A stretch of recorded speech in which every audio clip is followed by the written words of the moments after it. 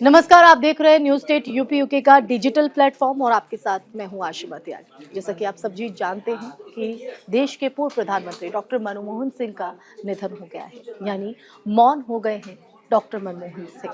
दरअसल वो लंबी बीमारी से जूझ रहे थे और कल देर रात उनको अचानक से उनकी तबीयत बिगड़ती है, वो बेहोश हो जाते हैं। आनन फानन में उन्हें दिल्ली के एम्स में इमरजेंसी वार्ड में ले जाया जाता है, जहां 9:51 पर वो अंतिम सांस लेते हैं और इसी के साथ पूरा देश खो देता है अर्थशास्त्र का एक महानायक को और एक ऐसा फिल इन द ब्लैंक्स जिससे शायद कभी भरा ना जा सके। आज हम इसी पर चर्चा करेंगे। हमारे साथ पंकज जी जुड़ेंगे और उससे पहले मैं आपको बता दूं कि पूरा देश इस वक्त स्तब्ध है, मौन है। किसी के चेहरे, हर किसी की जो आंखें हैं वो नम हैं, चेहरे पर एक गम है और इसी गम के बीच बेशक वो हमारे बीच ना हो, लेकिन अपने कामों से, अपने व्यक्तित्व से, अपने सदाचार, अपने शांतिपूर्ण स्वभाव से वो कहीं ना कहीं हमारे बीच जिंदा रहेंगे। तो जाहिर तौर पर पूरा देश इस वक्त स्तब्ध है। देश ही नहीं, दुनिया भर के देशों से संवेदनाएं आ रही है और शोक व्यक्त किया जा रहा है। सबसे देखिए, सबसे मैं इनके बारे में बताऊं, जो बराक ओबामा जब अमेरिका के राष्ट्रपति थे तो उन्होंने जिक्र किया था, उन्होंने एक किताब भी लिखी है, उसमें भी उन्होंने जिक्र किया है जो आर्थिक मोर्चे पे दुनिया के सबसे शक्तिशाली देश के सबसे शक्तिशाली व्यक्ति को जब भी आर्थिक मोर्चे पे कुछ समझ में नहीं आता है, कोई परेशानी होती थी, तो मनमोहन सिंह को फ़ोन किया करते, डॉक्टर मनमोहन सिंह को फ़ोन किया करते थे, उनसे सलाह मशवरा करके वो अपना अगला कदम थे। तो इस शख्सियत का अंदाज़ा आप इसी से लगा सकती हैं। और खैर, देश के लिए तो जो आप आधुनिक भारत आप देख रही हैं, इसका नींव एक समृद्ध भारत देख रही हैं। टॉप 3 हम इसमें जा रहे हैं, अर्थव्यवस्था में हम शामिल होने जा रहे हैं। तो उसका नींव अगर किसी ने रखा तो उसकी शुरुआत अगर आप देखिए तो हल्के से, मतलब झलक जो राजीव गांधी के टाइम में हमें मिलता है। फिर उसके बाद जो मेन जो नींव रहा वो आपको रहा प्रधानमंत्री मनमोहन सिंह को। इतना ही नहीं, 1988 में वैश्विक मंदी आया था। उसमें वैश्विक जब मंदी आया था तो वो आर्थिक संकट जब आया था तो वो सलाहकार थे प्रधानमंत्री के, और उससे उन्होंने देश को उबारा। और उसके बाद 2008 में फिर आया आर्थिक संकट, तो उससे भी जब दुनिया स्मार्टली उन्होंने किया और पहली बार इंडियन अर्थव्यवस्था में डबल डिजिट में जो जीडीपी ग्रोथ रेट गया था, इंडिया का पहली बार गया था। मनमोहन सिंह वही हैं, मनमोहन सिंह, जब भारत की आर्थिक स्थिति इतनी जर्जर हो चुकी थी, जो हमारा जितने इंटरनेशनल क्रेडिट एजेंसियां हैं उसमें हम कहीं ला ही नहीं कर रहे थे, उसमें ये स्थिति हमारी हो गई थी जो कोई बैंक हमें लोन देने तक के लिए तैयार नहीं था। और हमारे पास 5 से 6 दिन का जो इकोनॉमी चलाने के लिए हमारे पास सिर्फ पैसे थे, और पेट्रोल डीजल और सबका महंगाई जो था आसमान पे था, हमें कोई लोन दे नहीं रहा था। आप उस समय का दौर को समझिए। उस समय में उन्होंने चंद्रशेखर, हमारे देश के प्रधानमंत्री हुआ करते थे, चंद्रशेखर जी को इन्होंने सलाह दिया, और यशवंत सिन्हा भी वित्त मंत्री हुआ करते थे। यशवंत सिन्हा पटना में थे और देश की स्थिति एकदम, तो यहाँ से यशवंत सिन्हा को फैक्स जाता है, चंद्रशेखर से बात करते हैं और फिर एक डॉक्यूमेंट पे साइन होता है और भारत अपने सोने को गिरवी रखता है। और उस समय में सोने का जो गिरवी रखा गया था वो 3,000 रुपये उस सोने का रेट प्रति 10 ग्राम के आसपास था, तो रखा गया। और वो सोने का गिरवी रखना, और वहीं से भारत का इकोनॉमी उठना शुरू हुआ। और जब 2091 में नरसिम्हा राव प्रधानमंत्री बने, तो नरसिम्हा राव के कार्यकाल में वो वित्त मंत्री के तौर पर, वित्त मंत्री नहीं, नरसिम्हा राव के कार्यकाल में वो ये थे, आपको आरबीआई के गवर्नर थे। और आपको प्रणब मुखर्जी वित्त मंत्री थे। मैं एक रोचक किस्सा सुनाता हूँ। तो जब आरबीआई का सलाहकार थे तो इनको वित्त मंत्री से लगातार मुलाकात होती थी, तो प्रणब मुखर्जी को ये सर बोलते थे। और देखिए समय की धुरी कैसे मतलब चेंज हुआ, जब ये प्रधानमंत्री बने और ये प्रधानमंत्री बने, और इनके प्रधानमंत्री के अब उसमें वित्त मंत्री प्रणब मुखर्जी थे, तो प्रणब मुखर्जी इनको सर बोलने लगे। तो इनके बड़ा असमंजस, बड़ा सौम्य व्यवहार और सौम्य इसके थे, तो प्रणब मुखर्जी भी इनको सर बोलते थे। तो प्रणब मुखर्जी को इन्होंने रोका जो नहीं, आप मुझे सर मत बोलिए। प्रणब मुखर्जी को ये सर बोलते रहे और प्रणब मुखर्जी मिस्टर प्रेसिडेंट बोला था। तो देखिए यही वजह है कि जो उनका व्यक्तित्व है वो लोगों के घरों में लोगों के दिलों में घर करता है, क्योंकि एक छवि इनकी ऐसी भी रही कि प्रधानमंत्री मौन है, बोलता नहीं है कुछ भी। लेकिन अगर हम देखें, बेशक उनका शांति स्वभाव एक व्यक्तित्व रहा हो, लेकिन अपने प्रतिद्वंदी हों या अपने विरोधी हों, उनको भी एक बेहतर तरीके से उन्होंने जवाब भी दिया और कहीं ना कहीं वो भी कोशिश की गई उनकी तरफ से कि अब जो एक हम देखते हैं कि आज की जो छीटाकशी हम देखते हैं नेताओं के एक दूसरे के प्रति, वो कभी उनके व्यक्तित्व में देखिए उछलकर नजर नहीं आया। वो और जब शायद जो दौर था, अब देखिए भारतीय राजनीति का मिजाज बदल रहा है, पिछले 10 सालों में हम देख रहे हैं मिजाज बदल रहा है। लेकिन आप अगर भारतीय राजनीति संसदीय व्यवस्था का आप देखें तो 2004 से 2014 का जो बीच रहा, बीजेपी के तमाम दिग्गज नेता वहां हुआ करते थे, जितने आला नेता हैं वो सब हुआ करते थे। कांग्रेस में भी मनमोहन सिंह, चिदम्बरम, प्रणब मुखर्जी के लेवल के मंत्री हुआ करते थे।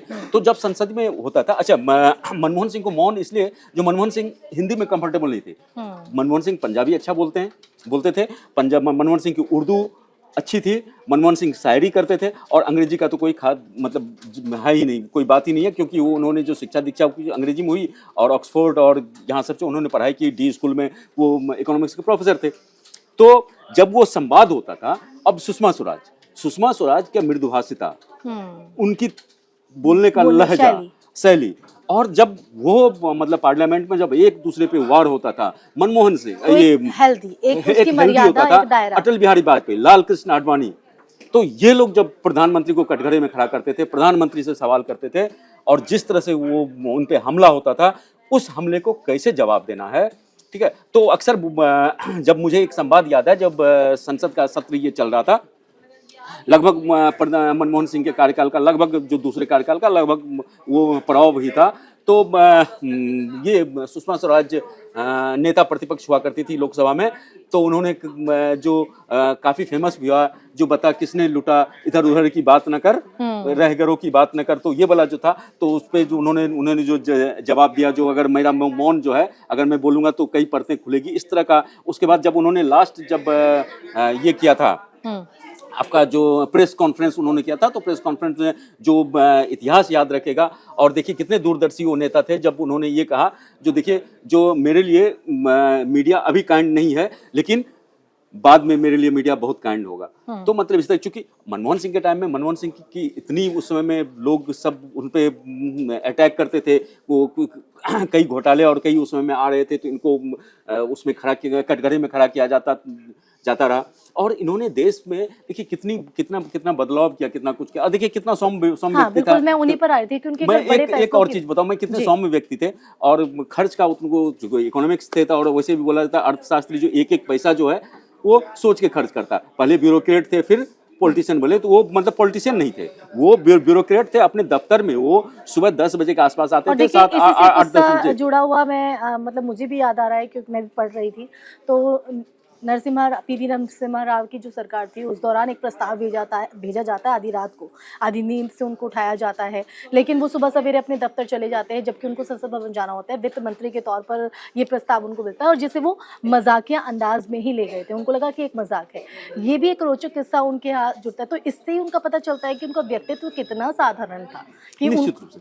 अब देखिए साधारणता की बात, वो मनमोहन सिंह जब प्रधानमंत्री बने और जब पीएमओ में वो अपने प्रधानमंत्री के आवास में शिफ्ट किए, तो उनके पास एक 800 कार हुआ करता था, ब्लैक कलर का। वो कार अभी भी है। तो वो जो कार है, जब इनके लिए लेमोनी और ये बड़े जो ये, तो उनका वो जब भी उनकी गाड़ी वहां से निकलती थी, तो वो अपने जो उनके साथ जो सुरक्षा एजेंसी के लोग थे या फिर उनका जो ड्राइवर होता था, तो अपने घर से निकलते वक्त तो उसको देखते रहते थे और बोलते थे, जो ये इस गाड़ी में मुझे चलना ज्यादा बेहतर लगता है। तो बोले नहीं सर, तो आपका तो प्रोटोकॉल उस प्रोटोकॉल का था। तो बोले ये प्रधानमंत्री का, ये मनमोहन सिंह की ये गाड़ी, वो प्रधानमंत्री की। एक रोचक है मारुति 800 ब्लैक कलर की।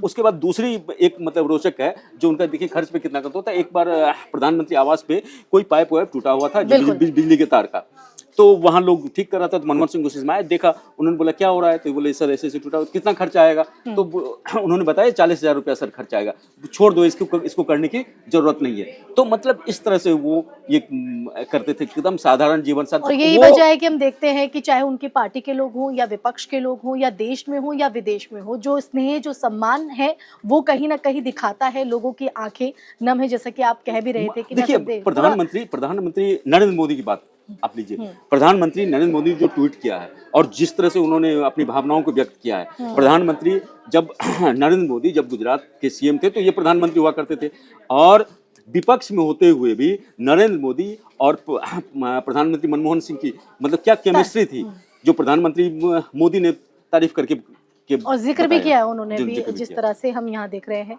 लेकिन अगर राहुल गांधी की बात करें तो उन्होंने कहा है कि मेरे संरक्षक मार्गदर्शक को खो दिया है, इस पर आप क्या कहना चाहेंगे? निश्चित रूप से ये कांग्रेस के लिए बहुत बड़ी क्षति, जो बेलगाम इनका संवेदन चाहता, आज उनकी रैली थी, उन्होंने कर दिया, बीती रात ही सब कुछ खत्म, मतलब वहाँ से सभी नेता आ गए, प्रियंका गांधी वहाँ चले गए, और राहुल गांधी के परिवार के साथ इनका एक निजी भी संबंध था, और सोनिया गांधी की एक उनके साथ एक कुर्बानी भी है। सोनिया गांधी अगर कहें तो सोनिया गांधी प्रधानमंत्री नहीं बनी तो उस समय में मनमोहन सिंह को दिया गया, तो सारा मतलब जो देखिए पीएमओ का जितना भी काम था एक प्रधानमंत्री का, वो ये मनमोहन सिंह क्या करते थे, और राजनीति का जो भी केंद्र था वो सोनिया गांधी था, तो उस टाइम में ये केमिस्ट्री हमें देखने को मिलती थी।